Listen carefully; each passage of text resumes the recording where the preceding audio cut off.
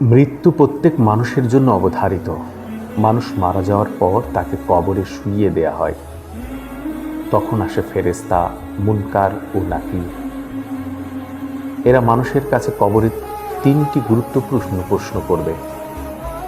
এই প্রশ্নের উত্তর ঠিকঠাক দিতে পারলে কবর হবে শান্তির বাগান, আর না পারলে কবর হয়ে উঠবে আযাবের গর্ত।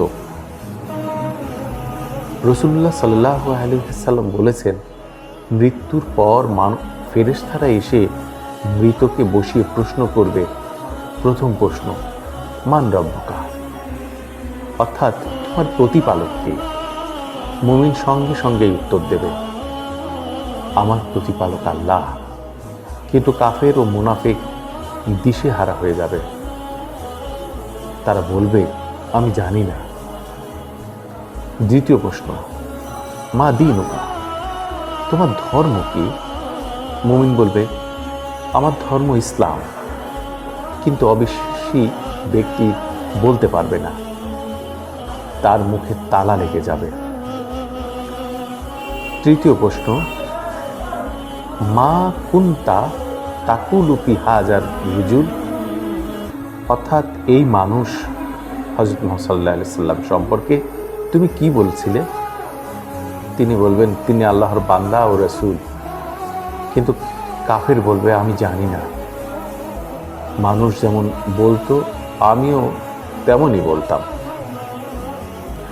হে মুমিন, এই তিনটি প্রশ্নের সঠিক উত্তর দেবে। হে মুমিন, এই তিনটি প্রশ্নের সঠিক উত্তর দেবে, তার কবর খুলে যাবে, জান্নাতের দরজা তার জন্য উন্মুক্ত হবে, সে শান্তিতে ঘুমাবে কিয়ামত পর্যন্ত। আর যে উত্তর দিতে পারবে না, তার কবর সংকুচিত হবে, আযাব শুরু হবে কিয়ামত পর্যন্ত। বন্ধুরা, এই তিনটি প্রশ্ন সহজ মনে হলেও উত্তর দেওয়া যাবে না মুখস্থ করে। উত্তর দিতে পারবে শুধু সেই ব্যক্তি যে দুনিয়ায় আল্লাহকে তার রব মানত, ইসলামকে তার দ্বীন হিসাবে গ্রহণ করত, আর মুহাম্মদ সাল্লাল্লাহু আলাইহি ওয়াসাল্লামকে ভালোবাসত ও অনুসরণ করত। তাই আসুন, আজ থেকেই আমরা নিজেদের জীবনকে কোরআন সুন্নাহর পথে গড়ে তুলি, যাতে মৃত্যুর পর সেই ভয়ঙ্কর পরীক্ষায় সফল হতে পারি।